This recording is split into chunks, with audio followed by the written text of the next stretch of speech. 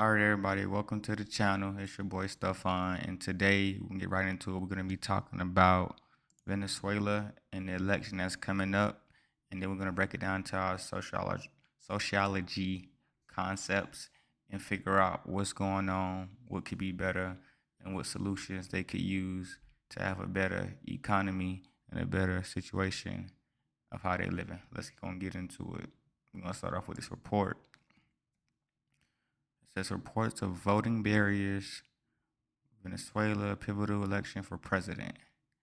Sunday's vote could end a generation of control by Venezuela's Socialist Party. So we're gonna get really into it because let's say people don't know what that is. What is a Socialist Party? Let's look at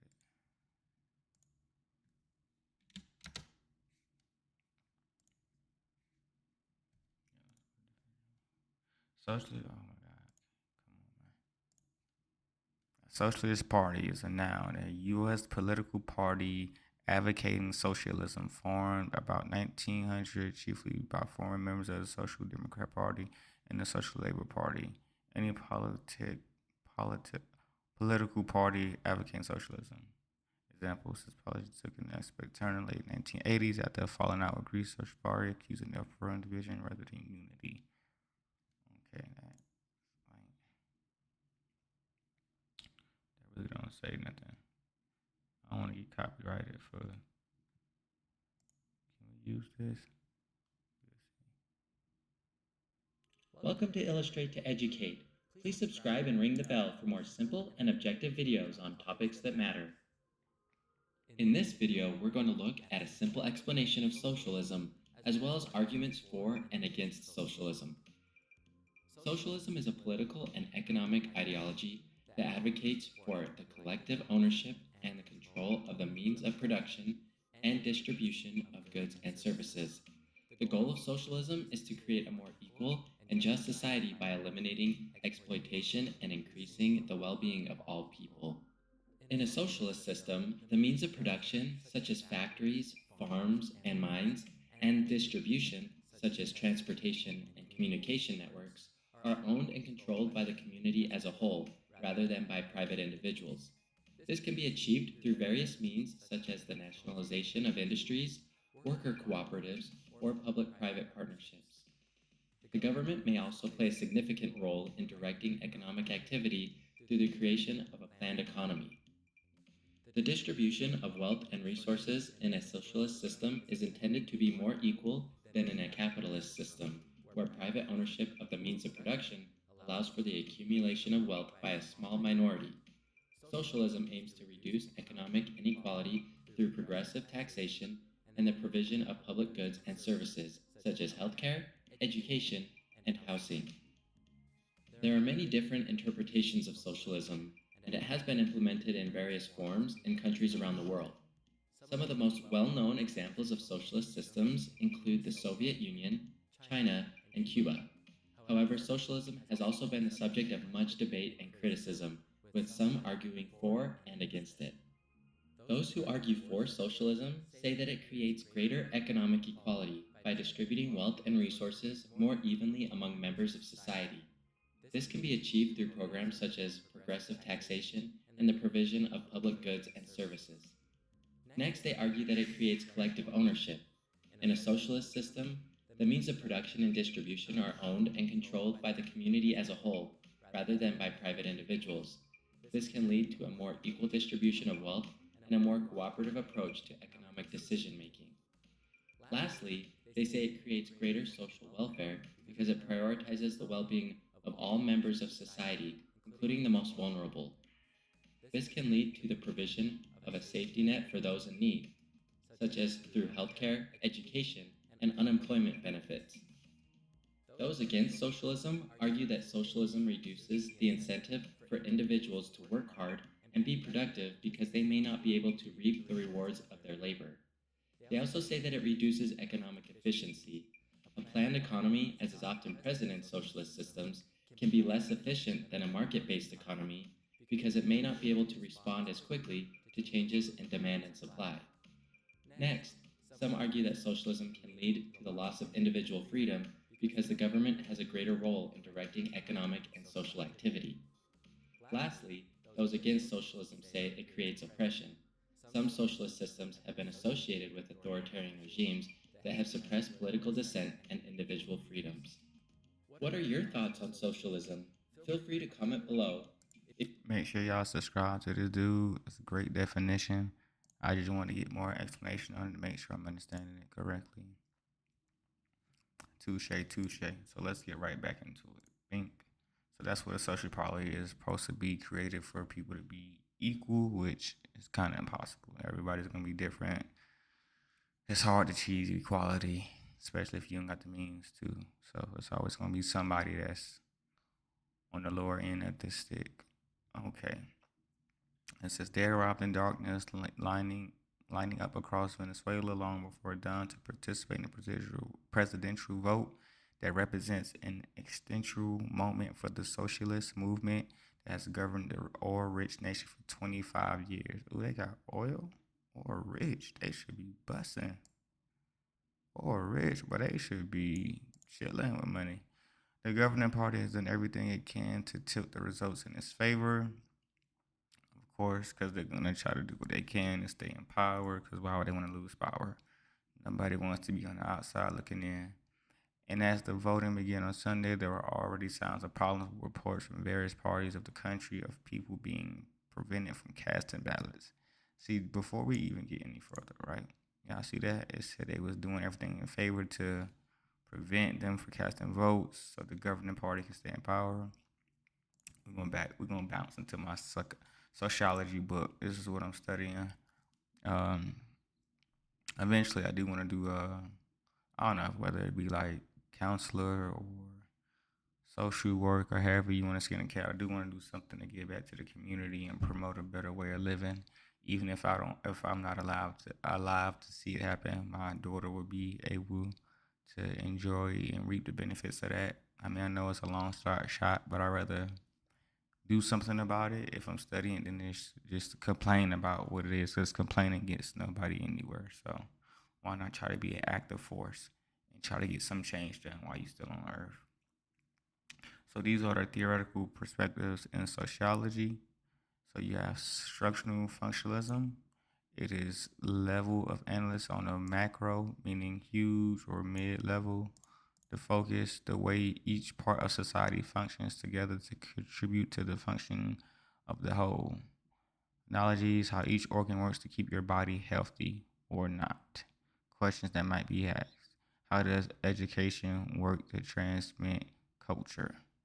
Conflict theory is on a big scale. It studies or focuses on the way inequalities and in inequity,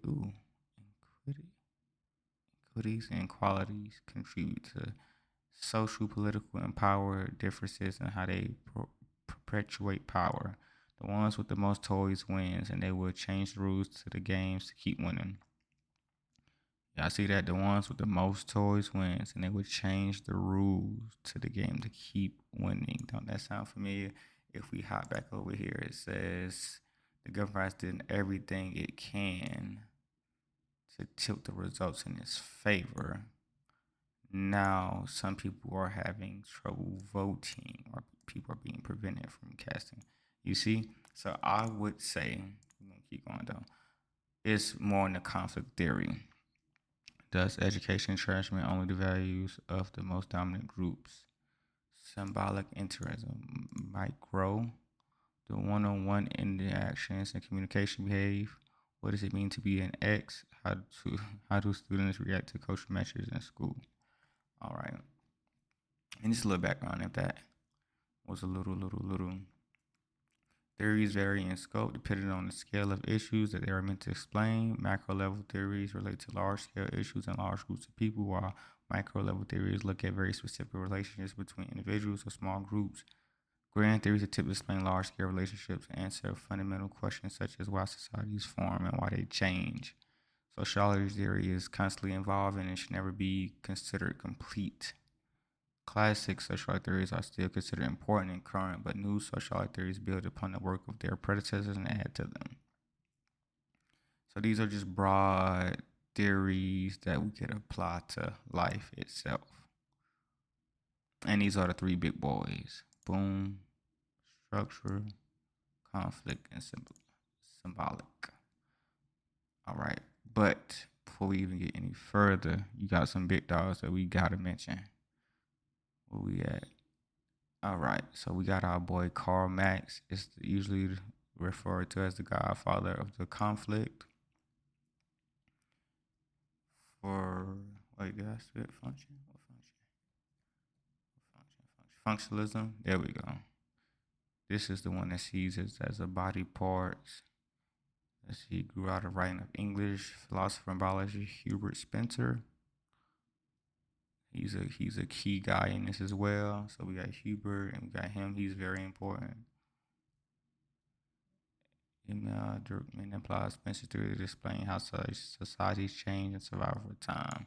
Believe that society is a complex system of interrelated and interdependent parts that work together to maintain stability, and that society is held together by shared values, languages, and symbols. He will let to the studies society as sociologists must look beyond individuals to social facts such as laws, morals, values, religious beliefs, customs, fashion, and rituals, which all serve to govern social life. We don't get all too deep into it, but these are just some key points. And then symbolic, symbolic and macro theory that focus on relationships, society, communication, the exchange of meaning through language and symbols is believed to be the way in which people make sense of their social worlds. Theorist Human and Reynolds note that this perspective sees people as being active and shaping the social world rather than simply being acted upon. George Hubert is considered the founder of it, though he never published his work on it. So there we go, man. That's what you got. Those the big three. You know what I'm saying? This is what I'm doing. Sociology theory today. That's my whole concept of this channel, to get into topics and dive into what sociology and the theories that we could apply today and what change we can make if we act now. These three approaches still provide the main foundation of modern sociology theory that they have evolved. Structure firstly was a dominant force after World War II until the 1960s and 70s. At that time, sociologists began to feel that the structural functionalism did not sufficiently explain the rapid social changes happening in the United States at that time. The women movement and the civil rights movement forced academics to develop approaches to study these emerging social practices. Conflict theory then gained premise with its emphasis on in institutionalized social inequality. Critical theory and the particular aspects of feminist theory and critical race theory focus on creating social change through the application of sociology principles. The field saw a renewed emphasis on helping ordinary people understand sociology principles in the form of public sociology. Gaining prominence in the wake of Mead's work in the 1920s and 30s, symbolic interaction declined in influence during the 1960s and 70s, only to be revitalized at the turn of the 21st century. Postmodern social theory developed in the 1980s to look at society through an entirely new lens by rejecting previous macro level attempts to explain social phenomena. Its growth and popularity coincides with the rise of constructive views of symbolic interactionism.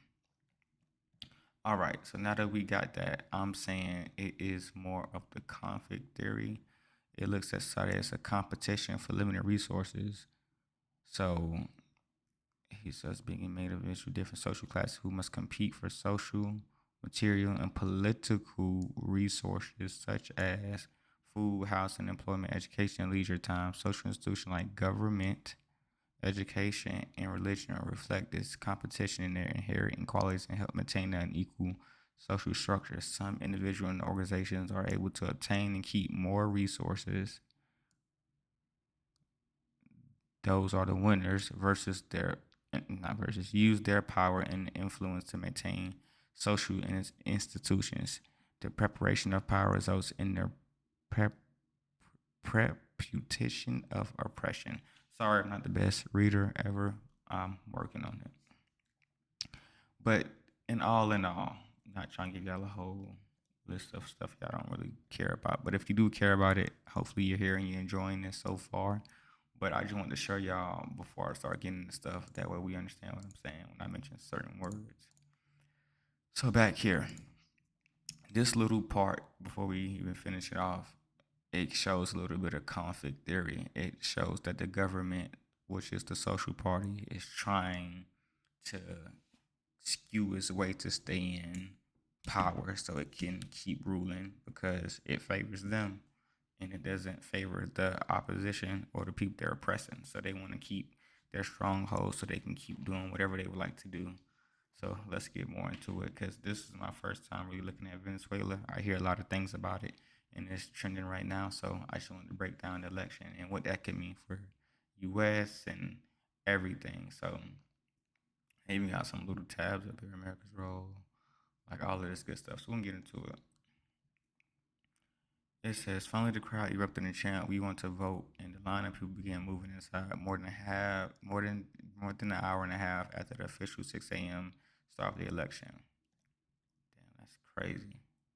Just imagine if the United States was like that. I'm pretty sure it was a time it was back in the day, but now we kind of got past that. They're kind of still in this time period. Over the course of a generation, I'm not even gonna try to pronounce his name, as the country's socialist movement is called, has shattered the nation's democracy, presided over an extraordinary economical contric- contraction unlike any seen outside of war. Damn.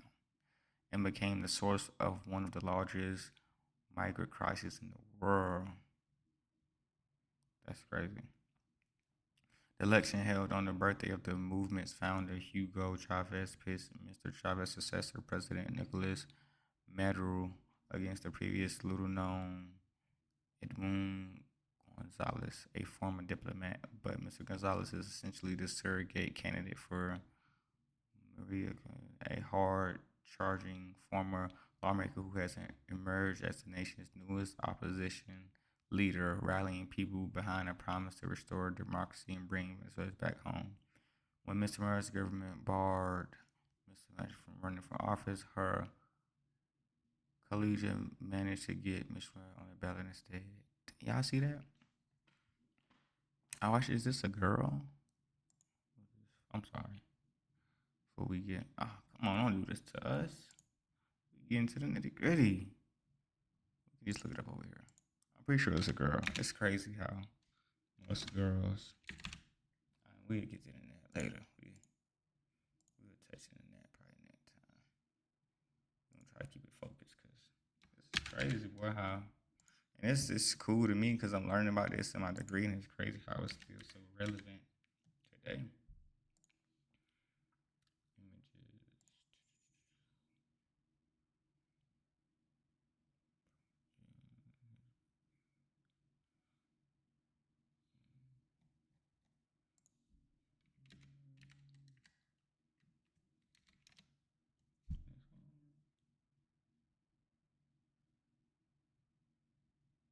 Wow, it is a female. That's all I want to know. That's crazy. But it's stuff that is in here. I don't know if they even put this in here for feminists. Feminists. And also, all of these perspectives aren't perfect. It is some criticism in all of them. If y'all want to get into that, criticism of the destruction of functional theory is that it can't be adequately explained. Social change, even though the functions or processes, also problematic is the somewhat circular nature of this theory. Repetitive behavior patterns are assumed to have a function, yet we profess to know that they have a function only because they are repeated. Furthermore, dysfunctions may continue even though they don't serve a function, which seemingly contradicts the basis, the premise of the theory. Many sociologists now believe that the functionalism is no longer useful as a micro level theory, but that it does serve a useful purpose in some mid level analysis. Basically, it's more effective on the lower studies versus trying to compare it to a larger study of things. Conflict theory, just as such was criticized for focusing too much on stability of societies. Conflict theory has been criticized because it tends to focus on conflict to the exclusion of recognizing stability. Many social structures are extremely stable or have gradually progressed over time rather than changing abruptly, as conflict theory would suggest. And then for symbolic, research done from this project is often scrutinized because of the difficulty of remaining objective. That's why I said in my about me that I try not to remain unbiased, but bias is in all of us. That's what I learned through doing this first intro to sociology. Others criticize the extremely narrow focus on symbolic interaction. Pronotes, of course, consider this one of the greatest strengths. So each of them got their pros and cons, just like everything else in life. Back to it, but I really want to show y'all something because she's a female and she was barred from going to get some. It just shows what is it, bro?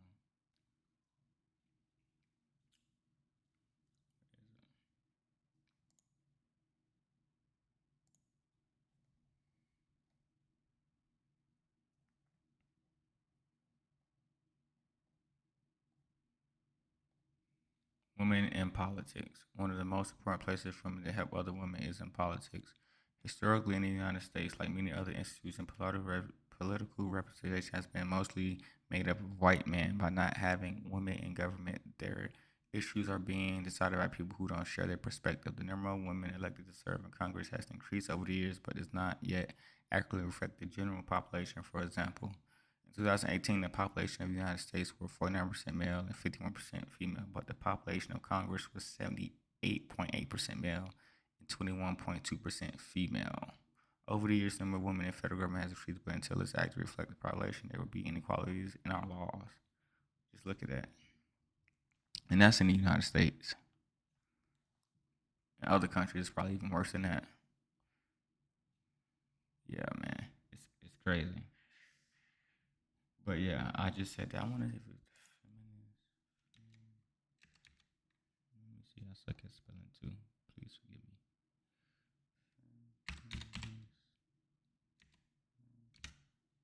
It's like something movement.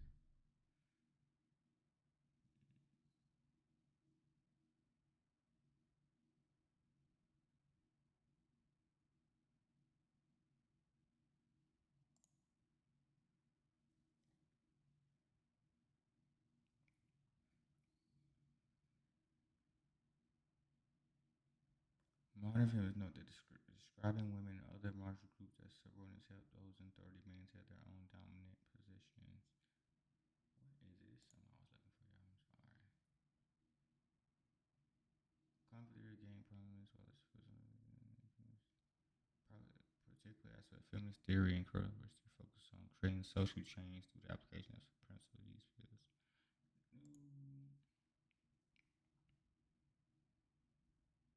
We can look at this then. More presented a model of feminist theory that attempts to explain the forces that maintain gender inequality as well as a theory of how such a system can be changed. Similarly, critical race theory grew out of a critical analysis of race and racism from a legal point of view. Critical race theory looks at structural inequality based on white privilege and associated with wealth, power, and prestige.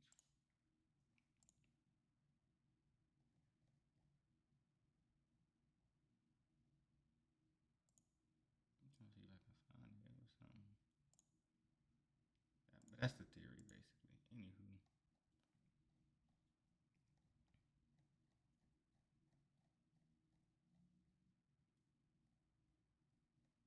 but y'all get what I'm saying.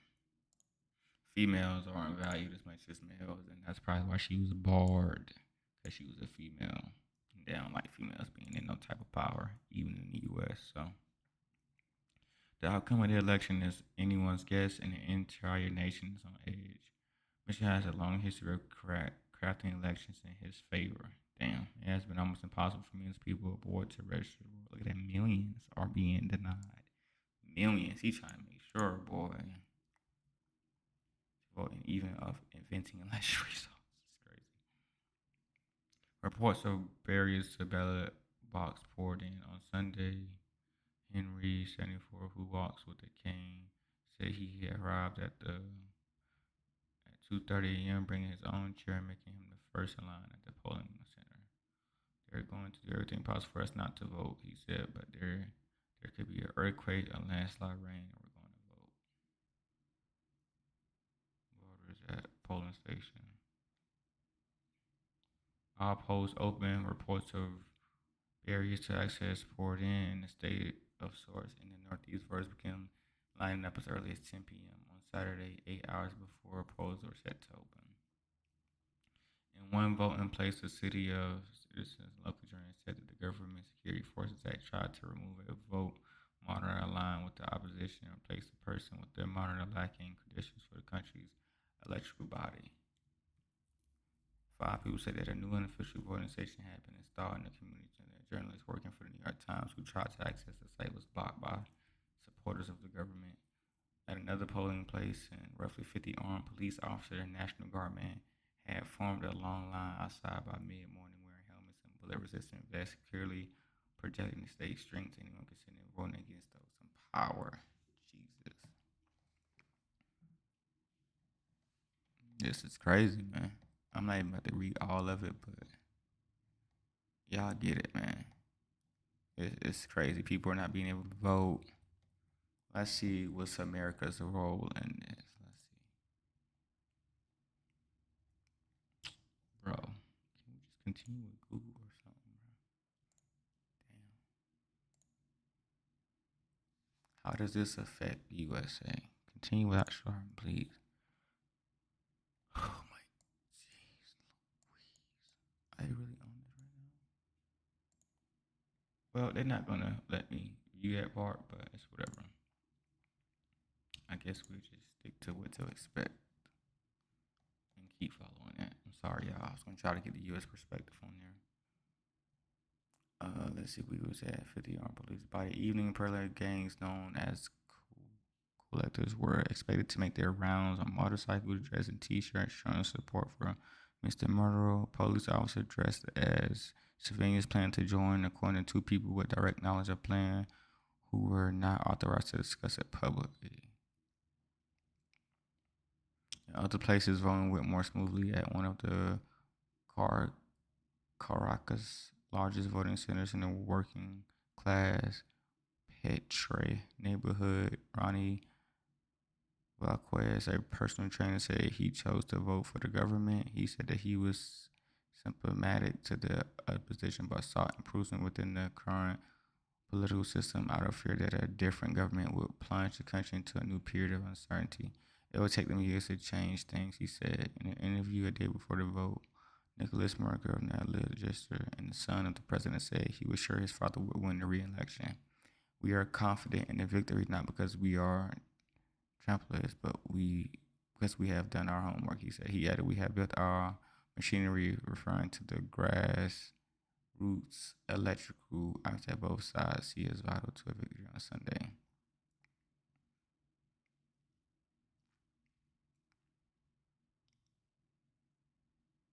Wow, they were willing to start the rules, not in their favor. We will recognize the results and become the opposition, he said. Life goes on.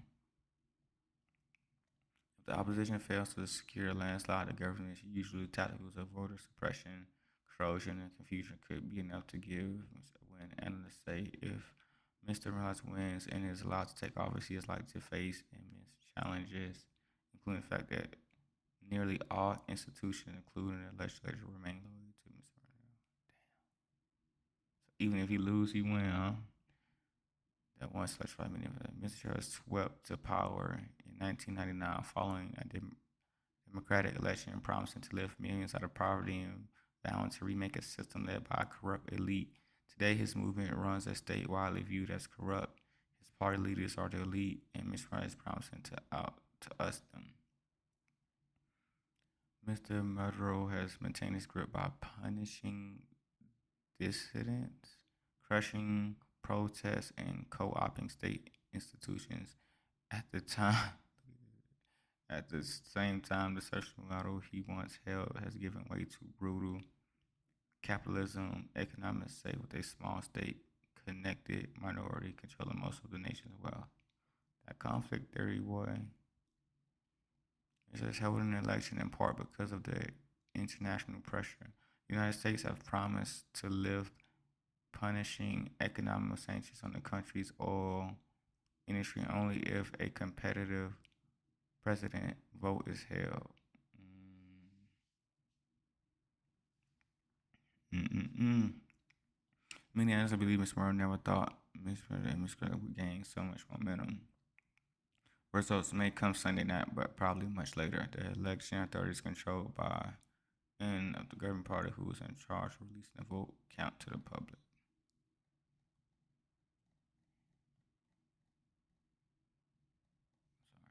Many in Venezuela believe that Ms. Monroe has little incentive to allow for a result that shows he's lost. The United States has accused him of narco trafficking and has offered 15 million for information leading to his arrest. Damn. The International Criminal Court is investigating for crimes against humanity. Both make him vulnerable to prosecution if he leaves office. Francisco Rodriguez, a Venezuelan economics and professor of international affairs at the University of Denver. Wait, is that like Denver, Colorado?